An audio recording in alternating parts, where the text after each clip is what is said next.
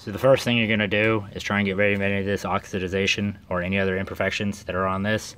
And you're just going to use a grinder and just clean it up. You may have to use a variation of different tips to try and get into all the hard places.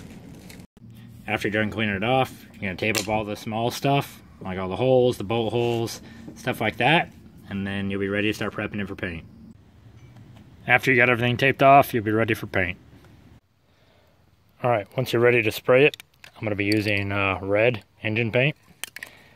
You're going to want to start off of the item, spray across, and finish off of the item again.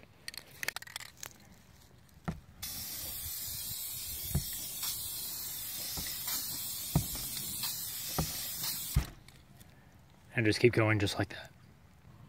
I will be doing a couple of coats just like this. Get a nice even finish. Once you're done, you get a nice even coat over the whole area. You can either clear coat it, which I'll be doing next, or I'm actually going to be adding a decal to mine right about here. So you want to use some water, spray it on there, put your decal down, and then squeegee out all the water underneath of the decal to get a good seal on it.